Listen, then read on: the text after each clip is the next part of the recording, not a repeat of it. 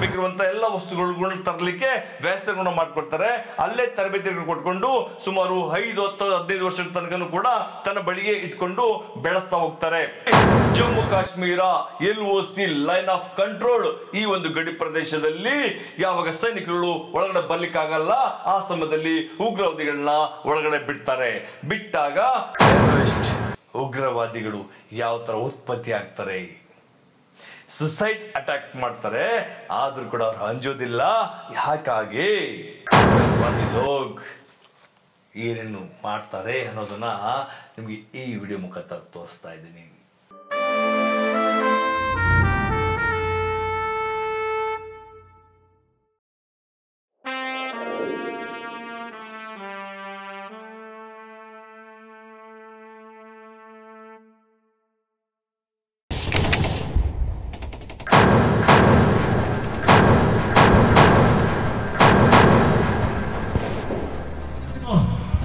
सब लोगों को उड़ा दूंगा, चाहे मैं मर जाऊंगा तुम लोगों को उड़ा दूंगा.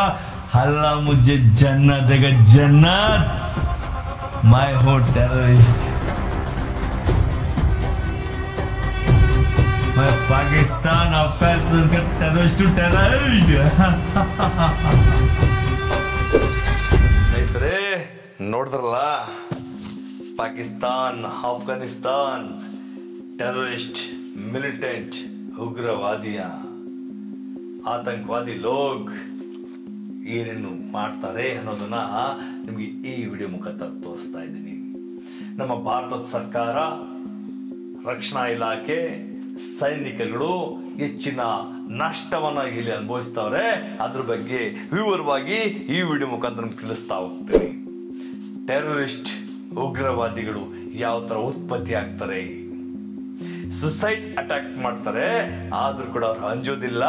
ಯಾಕಾಗಿ ಈ ಉಗ್ರವಾದಿಗಳು ಎಲ್ಲಿಂದ ಸೃಷ್ಟಿ ಆಗ್ತಾರೆ, ಅವರ ಸೃಷ್ಟಿ ಮಾಡುವಂತ ವ್ಯಕ್ತಿಗಳು ಯಾರು, ಏನಕ್ಕೋಸ್ಕರ ಇದೆಲ್ಲ ಮಾಡ್ತಾ ಇದ್ದಾರೆ, ನಮ್ಮ ದೇಶದಲ್ಲಿ ಆಗ್ತಿರೋ ನಷ್ಟಗಳು, ಹೆಚ್ಚಿನ ನಷ್ಟ ಅಂದ್ರೆ ನಮ್ಮ ಸೈನಿಕರ ತ್ಯಾಗ, ಸೈನಿಕರು ವೀರ ಮರಣವಂತರಂತದ್ದು ಹೆಚ್ಚಿನಾಗಿ ಟೆರರಿಸ್ಟ್ ಇಂದ ಅದ್ರ ಬಗ್ಗೆ ಸಂಪೂರ್ಣ ಮಾಹಿತಿನ ಕೊಡ್ತಾ ಹೋಗ್ತೀನಿ. ಈ ವಿಡಿಯೋನ ಕೊನೆ ತನಕ ನೋಡ್ತಾ ಇರಿ ವೀಕ್ಷಕರೇ. ಈ ಒಂದು ವಿಡಿಯೋ ಬಹಳ ಮಹತ್ವಪೂರ್ಣವಾದದ್ದು. ವೀಕ್ಷಕರು ಈ ವಿಡಿಯೋನ ತಪ್ಪದೆ ಕೊನೆ ತನಕ ನೋಡ್ಲೇಬೇಕು. ಉಗ್ರವಾದಿಗಳು, ಆತಂಕವಾದಿಗಳು, ಟೆರರಿಸ್ಟು, ಮಿಲಿಟೆಂಟು ಏನ್ ಹೆಸರು ಹೇಳ್ಕೊಂಡು ಇತ್ತೀಚಿನ ಜಗತ್ತಲ್ಲಿ ಸುಮಾರು 25-30 ವರ್ಷಗಳಿಂದ ನಮ್ಮ ಭಾರತೀಯ ಸೇನೆ ಬಹಳಷ್ಟು ನಷ್ಟವನ್ನು ಅನುಭವಿಸ್ತಾರಂತದ್ದು ವಿಶೇಷವಾಗಿ ಉಗ್ರವಾದಿಗಳಿಂದಾಗಿ. ಸ್ನೇಹಿತರೆ, 1971 ಯುದ್ಧ ಆದ ನಂತರ ಯಾವಾಗ ಪಾಕಿಸ್ತಾನಕ್ಕೆ ಅನಿಸ್ತು ನಾವಂತೂ ಭಾರತ ದೇಶದ ಸೈನಿಕರ ಜೊತೆ ಯುದ್ಧ ಗೆಲ್ಲಕ್ಕಾಗಲ್ಲ, ನಾವು ಅನ್ಕೊಂಡಂತೆ ಕಾಶ್ಮೀರನ ವಶಪಡಿಸ್ಕೊಳಕ್ಕಾಗಲ್ಲ ಅಂತ ಅವರಿಗೆ ಮನಸ್ಸಿಗೆ ಮನದಟ್ಟಾಗ್ತು. ಮನದಟ್ಟಾದ ನಂತರ ನೆಕ್ಸ್ಟ್ ಮಾಡುವಂತ ಪ್ಲಾನೇ ಅವರು ಉಗ್ರವಾದಿಗಳು, ಆತಂಕವಾದಿಗಳನ್ನ ಯಾವ ಸೃಷ್ಟಿ ಮಾಡಬೇಕು ಅನ್ನೋದನ್ನ ಬೇಸ್ ನ ಹುಡುಕಿದ್ರು. ಅವಾಗ ಸೃಷ್ಟಿ ಮಾಡುವಂತದ್ದು ಜೈಷ್ ಮೊಹಮ್ಮದ್, ಲಷ್ಕರ್ ಇ ತೊಯ್ಬಾ, ಹಿಜ್ಬುಲ್ ಮುಜಾಹಿದೀನ್ ಈ ತರ ಹಲವಾರು ಸಂಘಟನೆಗಳನ್ನ ಸೃಷ್ಟಿ ಮಾಡಿದ್ರು. ಹಾಗಾದ್ರೆ ಈ ಸಂಘಟನೆಗಳಿಗೆ ಏನಪ್ಪ, ಅವ್ರು ಹೇಗೆ ಮಾಡ್ತಾರೆ, ಅವರಿಗೆ ಪ್ರೋತ್ಸಾಹ ಯಾವ ತರ ಕೊಡ್ತಾರೆ ಅನ್ನೋದ್ರ ಬಗ್ಗೆ ತಿಳಿಸ್ತಾ ಹೋಗ್ತೀನಿ. ಇಂಡಿಯಾ ಪಾಕಿಸ್ತಾನ ವಿಭಜನೆ ಆದಾಗ ಪಾಕಿಸ್ತಾನದವರಿಗೆ ಕಣ್ಣು ಬಿದ್ದಂತದ್ದು ಜಮ್ಮು ಕಾಶ್ಮೀರದ ಮೇಲೆ. ಜಮ್ಮು ಕಾಶ್ಮೀರ ಒಂದು ಪಂಡಿತರ ರಾಜ್ಯವಾದ ಕಾರಣ ತುಂಬಾ ಸುಲಭವಾಗಿ ಅದನ್ನು ವಶಪಡಿಸಿಕೊಳ್ಳಕ್ಕೆ ಬಹಳ ಪ್ರಯತ್ನ ಪಡ್ತಾರೆ. ಪಾಕಿಸ್ತಾನದ ಮೊದಲ ಪ್ರಧಾನಿಯಾದಂತ ಮೊಹಮ್ಮದ್ ಅಲಿ ಜಿನ್ನಾ ಅವರು ಆ ಒಂದು ಕಾಶ್ಮೀರನ ವಶಪಡಿಸಿಕೊಳ್ಳೋ ಪ್ರಯತ್ನ ಮಾಡಿದಾಗ ಕೆಲವೊಂದು ಕೆಲವೊಂದು ಜಮೀನು ಅವರು ವಶಪಡಿಸಿಕೊಂಡಿರ್ತಾರೆ. ಇಂಡಿಯನ್ ಆರ್ಮಿ ಹೋಗುವ ಮುಂಚೆನೆ ಆಲ್ರೆಡಿ ಬಂದು ಆಕ್ಯುಪೈ ಮಾಡ್ಕೊಂಡಿರ್ತಾರೆ. ಅದನ್ನೇ ನಾವು ಹೇಳುವಂತದ್ದು POK, ಪಾಕ್ ಆಕ್ಯುಪೈಡ್ ಕಾಶ್ಮೀರ್. ಆ ಒಂದು ಜಾಲತಾಣದಲ್ಲಿ ಈ ಉಗ್ರವಾದಿಗಳು ಹೈಡ್ಔಟ್ ಮಾಡ್ಕೊಂಡು ಅಲ್ಲಿ ಅವರಿಗೆ ಟ್ರೈನಿಂಗ್ ನ ಕೊಡ್ತಾರೆ. ಪಾಕ್ ಆಕ್ಯುಪೈಡ್ ಕಾಶ್ಮೀರ್ ಈ ಒಂದು ಪ್ರದೇಶ ಸಂಪೂರ್ಣವಾಗಿ ಉಗ್ರವಾದಿಗಳೇ ಇರುವಂತ ಸ್ಥಳ ಎಂದು ಘೋಷಣೆ ಮಾಡಲಾಗಿದೆ. ಆ ಒಂದು ಪ್ರದೇಶ ಪಾಕಿಸ್ತಾನ ಅವರಿಗೆ ಸಹಾಯ ಮಾಡುತ್ತೆ. ಆ ಒಂದು ಉಗ್ರವಾದಿಗಳಿಗೆ ಎಲ್ಲಾ ತರಹದ ಸಹಕಾರ ನೀಡ್ತಾ ಇದೆ. ಅದರಿಂದಾಗಿ ನಮ್ಮ ದೇಶದ ಸೈನಿಕರಿಗೆ ಬಹಳಷ್ಟು ಕಷ್ಟ ಆಗ್ತಾ ಇದೆ. ಪಾಕಿಸ್ತಾನ ಮೊದಲನೇದಾಗಿ Jammu Kashmir LOC line of control ಈ ಒಂದು ಗಡಿ ಪ್ರದೇಶದಲ್ಲಿ ಯಾವಾಗ ಸೈನಿಕರು ಒಳಗಡೆ ಬರ್ಲಿಕ್ಕಾಗಲ್ಲ ಆ ಸಮಯದಲ್ಲಿ ಉಗ್ರವಾದಿಗಳನ್ನ ಒಳಗಡೆ ಬಿಡ್ತಾರೆ. ಬಿಟ್ಟಾಗ ಹಲವಾರು ಯಶಸ್ಸನ್ನು ಅವ್ರು ಗಳಿಸ್ತಾರೆ. ಯಶಸ್ಸನ್ನು ಗಳಿಸಿದ ನಂತರ ಇದೇ ಒಂದು ಅವರಿಗೆ ದೊಡ್ಡ ಒಂದು ಹುದ್ದೆ ಆಗ್ಬಿಡ್ತದೆ. ಇದೇ ಅವರಿಗೆ ಒಂದು ಯಶಸ್ಸಿನ ಜೀವನವಾಗ್ತದೆ. ಹಾಗಾದ್ರೆ ನಾವು ಮೊದಲು ತಿಳ್ಕೊಳ್ಳೋ ಪ್ರಯತ್ನ ಮಾಡೋಣ. ಟೆರರಿಸ್ಟ್ ಉಗ್ರವಾದಿಗಳು ಆತಂಕವಾದಿಗಳನ್ನ ಸೃಷ್ಟಿ ಯಾವಾಗ ಮಾಡ್ತಾರೆ? ಸ್ನೇಹಿತರೆ, ಈ ಉಗ್ರವಾದಿಗಳು ಜೈಷ್ ಇ ಮೊಹಮ್ಮದ್ ಆಗಿರ್ಬೋದು, ಲಷ್ಕರ್ ಇ ತೊಯ್ಬಾ ಆಗಿರ್ಬೋದು, ಹಿಜ್ಬುಲ್ ಮುಜಾಹಿದೀನ್ ಆಗಿರ್ಬೋದು, ಈ ತರ ಹಲವಾರು ಸಂಘಟನೆಗಳು ಅದಕ್ಕೆ ಇದಂತ ಒಬ್ಬ ಲೀಡರ್ ಇರ್ತಾನೆ. ವೀಕ್ಷಕರೇ, ಪಾಕಿಸ್ತಾನ ಉಗ್ರವಾದಿ ಸಂಘಟನೆಯ ಇರುವಂತ ಲೀಡರ್ಗಳು ಕೆಲ ಮಕ್ಕಳುಗಳನ್ನ ಟಾರ್ಗೆಟ್ ಮಾಡ್ತಾರೆ. ಯಾವ ಮಕ್ಕಳುಗಳು ಅಂತಂದ್ರೆ ಹಸಿದ ಮಕ್ಕಳುಗಳು, ಹೊಟ್ಟೆಗೆ ಊಟ ಇಲ್ಲಂತ ಮಕ್ಕಳು, ಬಟ್ಟೆ ಇಲ್ಲಂತ ಮಕ್ಕಳು, ಬಡ ಮಕ್ಕಳುಗಳು, ಬಡ ಸಂಕಟದಲ್ಲಿ ಇರುವಂತ ಮಕ್ಕಳು, ಕಷ್ಟದಲ್ಲಿರುವಂತ ಮಕ್ಕಳು, ಇಂಥ ಮಕ್ಕಳುಗಳನ್ನ ಮೊದಲು ಎತ್ಕೊಂಡೋಗಿ ತನ್ನ ಬಳಿ ಇಟ್ಕೊಳ್ತಾರೆ. ಅವರಿಗೆ ಹೊಟ್ಟೆ ತುಂಬಾ ಆಹಾರ ನೀಡ್ತಾರೆ, ಬಟ್ಟೆ ಕೊಡ್ತಾರೆ. ಪ್ರತಿಯೊಂದು ಕೂಡ ವ್ಯವಸ್ಥೆ ಮಾಡಿಕೊಟ್ಟಾಗ ಅವ್ರ ಮೇಲಿರುವಂತಹ ವಿಶ್ವಾಸ ಹೆಚ್ಚಾಗ್ತದೆ. ಈ ತರ ಮೊದಲು ಆ ಮಕ್ಕಳು, ಚಿಕ್ಕ ಮಕ್ಕಳನ್ನು ತಗೊಂಡೋಗಿ ತನ್ನ ಬಳಿ ಇಟ್ಕೊಳ್ತಾರೆ. ಸುಮಾರು 3 ತಿಂಗಳು 6 ತಿಂಗಳ ನಂತರ ಆ ಮಕ್ಕಳಿಗೆ ಸಣ್ಣದಾಗಿ ಪ್ರತಿಯೊಂದು ತರಬೇತಿನ ಕೊಡ್ತಾ ಹೋಗ್ತಾರೆ. ಮೊದಲನಾಗಿ ಅವರಿಗೆ ಬ್ರೈನ್ ವಾಶ್ ಮಾಡ್ತಾರೆ. ನೀನು ಅಲ್ಲ ಕೊಟ್ಟಂತ ವರಹ, ನೀನು ಅಲ್ಲ ಕೊಟ್ಟಿರುವಂತ, ಅಲ್ಲ ಸೃಷ್ಟಿ ಮಾಡಿರುವಂತ ಮನುಷ್ಯ, ನೀ ಅಲ್ಲನಿಗೆ ಸಮರ್ಪಣೆ, ನೀ ಅಲ್ಲನಿಗೋಸ್ಕರ ನೀನಾದ್ರೂ ಮಾಡ್ಬೇಕು ಅಂತಂದ್ರೆ ನೀನು ಭಾರತ ದೇಶದಲ್ಲಿರುವಂತ ಸೈನಿಕಗಳನ್ನ ಹೊಡೆದುಳಿಸು, ಭಾರತ ದೇಶದಲ್ಲಿರುವಂತ ಕೆಲ ಲೀಡರ್ಗಳನ್ನ ಹೊಡೆದುಳಿಸು. ಭಾರತ ದೇಶಕ್ಕೆ ನಷ್ಟ ಮಾಡಿದ್ರೆ ನಿನಗೆ ಅಲ್ಲ ಜನ್ನತ್ ಕೊಡ್ತಾನೆ. ಜನ್ನತ್ ಅನ್ನೋದು ಒಂದು ವಿಶಾಲವಾಗಿರುವಂತ ದೇವಾಲಯ. ಆ ಒಂದು ಪ್ರಪಂಚದಲ್ಲಿ ನೀನು ಹೋಗ್ತು ಅಂದ್ರೆ ಯಾವ ಹಸುವೆ ಇರುವುದಿಲ್ಲ, ಬಟ್ಟೆ ಇಲ್ಲ, ಪ್ರತಿಯೊಂದು ಕೂಡ ವ್ಯವಸ್ಥೆಗಳು ಒಳಗಡೆ ಸಿಗುವಂತದ್ದು. ತುಂಬಾ ಆಯುಷ್ ಮಾಡ್ತೀಯ, ತುಂಬಾ ಚೆನ್ನಾಗಿರ್ತೀಯ, ಜೀವನದಲ್ಲಿ ಯಾವುದೇ ರೀತಿ ನಿನ್ಗೆ ಕಷ್ಟ ಅನ್ನೋದು ಬರುವುದಿಲ್ಲ. ಅಂತ ಪ್ರಪಂಚಕ್ಕೆ ನೀನು ಹೋಗ್ಬೇಕು ಅಂತಂದ್ರೆ ನೀನು ಇಲ್ಲಿ ಇಂಥ ಕೆಲಸಗಳ ಮಾಡಬೇಕಾಗುತ್ತೆ. ನೀನು ಭಾರತ ದೇಶ ಒಳಗೆ ಹೋಗಿ ಎಷ್ಟು ನೀನು ನಷ್ಟ ಮಾಡ್ತೀಯ ಅಷ್ಟೇ ನಿನಗೆ ಒಳ್ಳೆ ಪ್ರಪಂಚ ಸಿಗುತ್ತೆ. ನೀ ಹಲ್ಲನ ಹತ್ರ ಹೋಗ್ಬೇಕು ಅಂತಂದ್ರೆ ನೀನ್ ನಾನು ಹೇಳ್ದಂಗೆ ಮಾಡು ಅಂತೇಳಿ ಚಿಕ್ಕದಾಗಿ ಅವ್ರಿಗೆ ಬ್ರೈನ್ ವಾಶ್ ಮಾಡ್ತಾ ಹೋಗ್ತಾರೆ. ಇದು ಮೊದಲನೇ ಹಂತ. ಇನ್ನೊಂದು ಹಂತದಲ್ಲಿ ಕೆಲವು ಮಕ್ಕಳುಗಳಿಗೆ ದೊಡ್ಡವರಾಗಿದ್ರು ಕೂಡ ಅವರು ಮನೆಯ ಪರಿಸ್ಥಿತಿ ಕೆಟ್ಟದಾಗಿರ್ತದೆ. ತಂದೆ ತಾಯಿಗಳು ಸರಿ ರೀತಿ ಅವ್ರನ್ನ ನೋಡ್ಕೊಳಕ್ ಆಗೋದಿಲ್ಲ, ಅಥವಾ ಅವರಿಗೆ ತಂದೆ ತಾಯಿ ಸಮಸ್ಯೆಗಳಿರ್ತದೆ, ಅಥವಾ ಅವರಿಗೆ ದುರಾಸೆಗಳನ್ನ ಉತ್ಪತ್ತಿ ಮಾಡ್ತಾರೆ.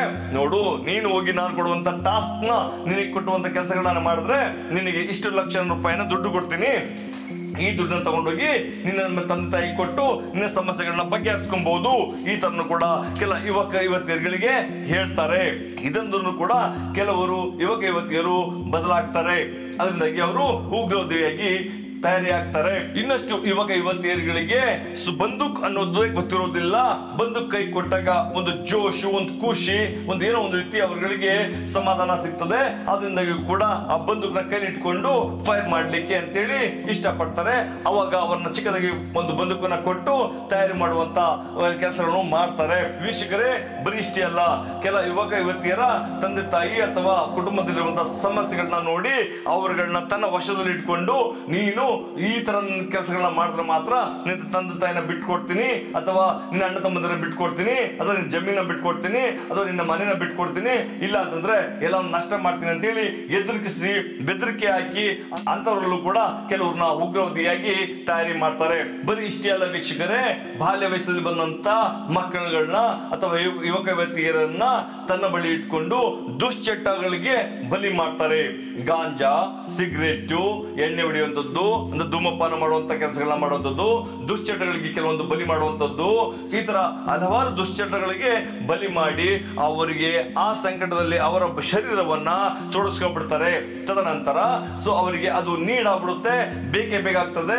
ಬೇಕು ಅಂತಂದಾಗ ಅವ್ರು ಕೊಡೋದಿಲ್ಲ. ಅವ್ರು ಹೇಳ್ತಾರೆ ನೀನ್ ಈ ಕೆಲಸ ಮಾಡಬಾ, ಅವಾಗ ನಿನ್ಗೆ ಇವೆಲ್ಲ ಮತ್ತೆ ದೊರೆಯುತ್ತೆ ಅಂತ ಹೇಳ್ತಾರೆ. ಯಾಕಂದ್ರೆ ಈಗಾಗಲೇ ತನ್ನ ಶರೀರಕ್ಕೆ ಸಂಪೂರ್ಣವಾಗಿ ಆ ಒಂದು ದುಶ್ಚಟಕ್ಕೆ ಬಲಿಯಾಗಿರ್ತದೆ.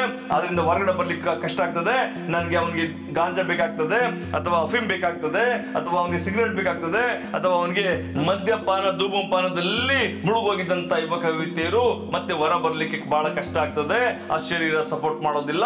ಅಂತ ಸಮಯದಲ್ಲಿ ಅವರಿಗೆ ಚಾಲೆಂಜ್ ಮಾಡ್ತಾರೆ, ನೀನು ಭಾರತ ದೇಶ ಹೊರ ಹೋಗಿ ನಿನಗೆ ಕೊಡುವಂತ ಟಾರ್ಗೆಟ್ ನ ನೀನು ಕಂಪ್ಲೀಟ್ ಸಂಪೂರ್ಣವಾಗಿ ಮುಗಿಸ್ ಬಂದ್ರೆ, ವಾಪಸ್ ಜೀವಂತವಾಗಿ ಬಂದ್ರೆ ನಿಂಗೆಲ್ಲವೂ ಸಿಗುತ್ತೆ.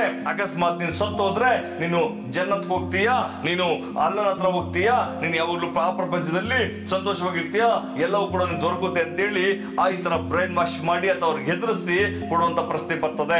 ಬರೀ ಇಷ್ಟೇ ಅಲ್ಲ ವೀಕ್ಷಕರೇ, ತದನಂತರ ಅವರು ಕೂಡ ಪ್ರಮೋಷನ್ ಕೊಡುವಂತದ್ದು, ಪ್ರಮೋಷನ್ ಕೊಟ್ಟು ಅವ್ರಿಗೆ ಬೇರೆ ಬೇರೆ ಹುದ್ದೆಗಳನ್ನ ಕೊಡುವಂತದ್ದು, ಬೇರೆ ಬೇರೆ ಹೇರೆಗಳನ್ನ ಕೊಡುವಂತದ್ದು. ಇದೇನಕ್ಕಪ್ಪ ಮಾಡ್ತಾರೆ ಅಂತಂದ್ರೆ ಅವ್ರಿಗೆ ಆಸೆಗಳನ್ನ ಹೆಚ್ಚು ಮಾಡುವ ಮುಖಾಂತರ ಇನ್ನಷ್ಟು ಕೆಲಸ ಮಾಡ್ಲಿಕ್ಕೆ ಅವ್ರ ಅಟ್ರಾಕ್ಟ್ ಮಾಡ್ಲಿಕ್ಕೋಸ್ಕರ ಮಾಡ್ತಾರೆ. ಅವ್ರಗಳಿಗೆ ಹೊಸದಾಗಿ ಹೋದಂತ ಏನಾದ್ರು ಒಳ್ಳೆ ಕೆಲಸ ಮಾಡಿ ಬಂದು ಅಕಸ್ಮಾತ್ 2-3 ಭಾರತೀಯ ಸೈನಿಕರನ್ನ ಹೊಡೆದೋಡಿಸ್ ಬಂದ್ರೆ, ಅಥವಾ ಭಾರತ ದೇಶದಲ್ಲಿ ಏನಾದ್ರೂ ಒಂದು ನಷ್ಟವನ್ನ ಮಾಡಿ ಬಂದಿದ್ರೆ ಅಂತವರಿಗೆ ಅವಾರ್ಡ್ಸ್ ರಿವಾರ್ಡ್ಸ್ ಕೊಡುವಂತದ್ದು ಕೆಲಸಗಳನ್ನ ಮಾಡಿ, ಅವ್ರಿಗೆ ಲಕ್ಷಾಂತರ ದುಡ್ಡು ಕೊಡುವಂತದ್ದು ಮಾಡಿ, ಅಥವಾ ಲೀಡರ್ ಗಳಲ್ಲಿ ಅವ್ರು ಪ್ರಮೋಷನ್ ಮಾಡಿ ಕ್ಯಾಪ್ಟನ್ ಅಥವಾ ಏರಿಯಾ ಲೀಡರ್ ಈ ತರ ಕೂಡ ಅವರಿಗೆ ಪ್ರಮೋಷನ್ ಕೊಟ್ಟು ಅವ್ರಗಳನ್ನ ಇನ್ನಷ್ಟು ಉತ್ಸಾಹ ಮಾಡುವಂತ ಕೆಲಸಗಳನ್ನ ಮಾಡ್ತಾರೆ. ಇದನ್ನು ಕೂಡ ಇವಾಗ ಇರುವಂತ ಯುವತಿಯರು ಇನ್ನಷ್ಟು ಉತ್ಸಾಹ ಹೆಚ್ಚಾಗಿ ಇನ್ನಷ್ಟು ಆ ತರ ಕೆಲಸಗಳನ್ನ ಮಾಡ್ಲಿಕ್ಕೆ ತಯಾರಾಗ್ಬಿಡ್ತಾರೆ. ವೀಕ್ಷಕರೇ, ಇವತ್ತು ಕೊಡ್ತಂತ ಈ ವಿಡಿಯೋ ಬಹಳ ಮುಖ್ಯವಾದಂತದ್ದು. ನಿಮ್ಗೆ ಉಗ್ರವಾದಿಗಳು ಯಾವ ತರ ಸೃಷ್ಟಿ ಆಗ್ತದೆ ಅನ್ನೋದನ್ನ ಬಹಳಷ್ಟು ನನಗೆ ಜನತೆ ಕೇಳ್ತಾ ಇರ್ತಾರೆ. ಯಾಕೆ ನಮ್ಮ ಸೈನಿಕರುಗಳು ಹೊಡೆದೊಡಿಸ್ತಿಲ್ಲ, ಯಾಕೆ ಇದು ಸಂಪೂರ್ಣವಾಗಿ ಮಟ್ಟ ಆಗ್ತಿಲ್ಲ ಅನ್ನೋದ್ರ ಬಗ್ಗೆ ಎಷ್ಟು ಮಾಹಿತಿ ಕೊಡ್ತೀನಿ. ಇವಾಗ ಕೊಟ್ಟಂತ ಮಾಹಿತಿ ಕೇವಲ ಉಗ್ರವಾದಿಗಳು ಯಾವ ತರ ಸೃಷ್ಟಿ ಆಗ್ತಾರೆ ಅಂತ ಹೇಳಿ. ಹಾಗಾದ್ರೆ ಉಗ್ರವಾದಿಗಳು ಇರ್ಲಿಕ್ಕೆ ಜಾಗ ವ್ಯವಸ್ಥೆ ಆಗಿರ್ತದೆ, ಅವ್ರಿಗೆ ರೇಷನ್ ಎಲ್ಲಿ ಬರುತ್ತೆ, ಇಕ್ವಿಪ್ಮೆಂಟ್ ಎಲ್ಲಿ ಬರುತ್ತೆ, ವೆಪನ್ಸ್ ಎಲ್ಲಿ ಬರುತ್ತೆ, ದುಡ್ಡು ಎಲ್ಲಿ ಬರುತ್ತೆ, ಇದ್ರ ಬಗ್ಗೆ ಮಾಹಿತಿ ಕೊಡ್ತಾ ಹೋಗ್ತೀನಿ.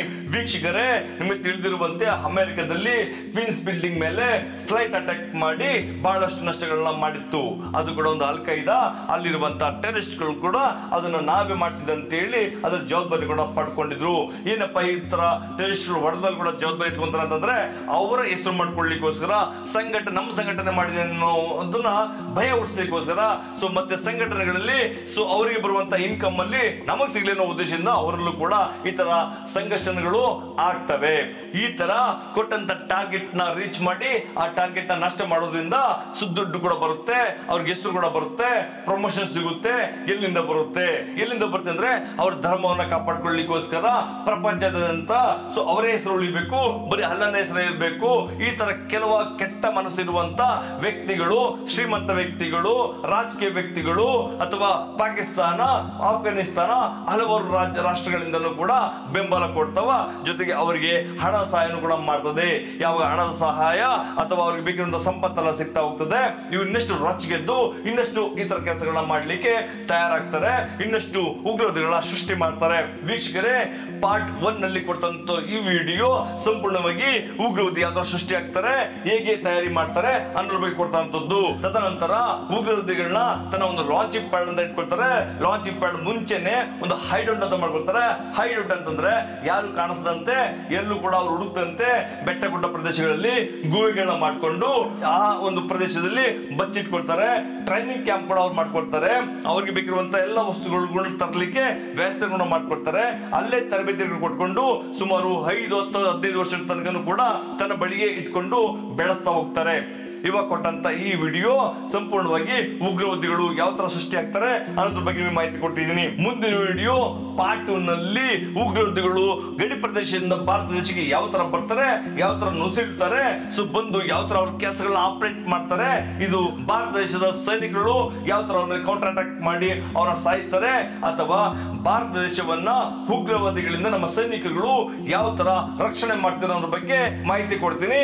ಮುಂದಿನ ವಿಡಿಯೋವನ್ನ ನೀವು ನೋಡಿ.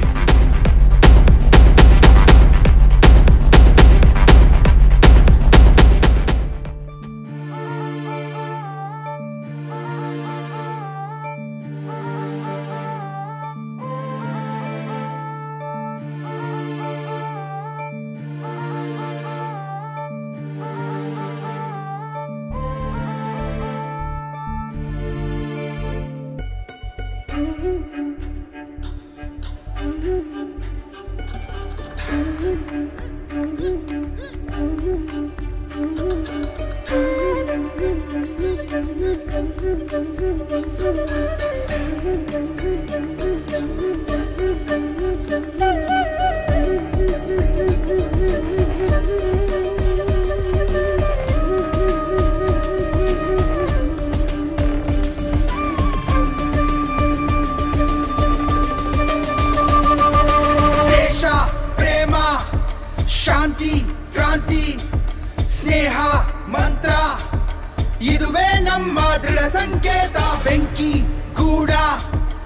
ಕೆಣಕ ಬ್ಯಾಡ ಜ್ವಾಲ ಮುಗಿಯೇ ನಾವು ಸ್ನೇಹಕ್ಕೂ ಬದ್ಧ ಸಮರಕ್ಕೂ ಸಿದ್ಧ. बोलो भारत माता की, बोलो भारत माता की, बोलो भारत माता की. ಕನ್ನಡ ಮಾತೆಗೆ, ಕನ್ನಡ ಮಾತೆಗೆ, ಕನ್ನಡ ಮಾತೆಗೆ. ಜಯವೆನ್ನಿ ಜಯವೆನ್ನಿ ಮತ್ತೆ ಮತ್ತೆ ಜಯವೆನ್ನಿ ಮನ ತುಂಬಿ ಜಯವೆನ್ನಿ ಭಾರತಾಂಬೆಗೆ. ಜಯವೆನ್ನಿ ಜಯವೆನ್ನಿ ಮತ್ತೆ ಮತ್ತೆ ಜಯವೆನ್ನಿ ವಿಶ್ವವನ್ನೇ ಬೆಳಗಿಸುವ ಭಾರತಾಂಬೆಗೆ. ಗಂಧ ಜೀವಾದಾತು ಸತ್ಯ ಧರ್ಮದ ರೆಕ್ಕೆಯೋ ಸೈನ್ಯದ ಕಿಡಿಯೋ ಸಿಡಿಲಿನಂತೆ ಹತ್ತಿ ಪಡೆಯೋ ಬೇಟೆಯೋ ಯುದ್ಧಕ್ಕಾಗಿ ಸಿದ್ಧರಾಗಿ ಸಿಡಿಲ ಮರಿಗಳೇ ಹೆಜ್ಜೆ ಎರಡು ದಾರಿ ಹಲವು ವಿಶ್ವ ಗುಡಿಗಳೇ.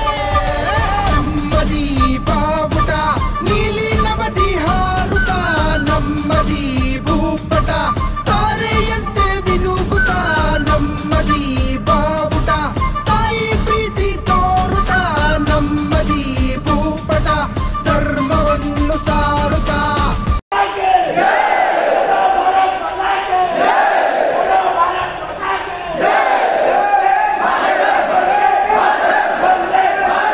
ಜಯವೆನ್ನಿ ಜಯವೆನ್ನಿ ಮತ್ತೆ ಮತ್ತೆ ಜಯವೆನ್ನಿ ಮನ ತುಂಬಿ ಜಯವೆನ್ನಿ ಭಾರತಾಂಬೆಗೆ. ಜಯವೆನ್ನಿ ಜಯವೆನ್ನಿ ಮತ್ತೆ ಮತ್ತೆ ಜಯವೆನ್ನಿ ವಿಶ್ವವನ್ನೇ ಬೆಳಗಿಸುವ ಭಾರತಾಂಬೆಗೆ.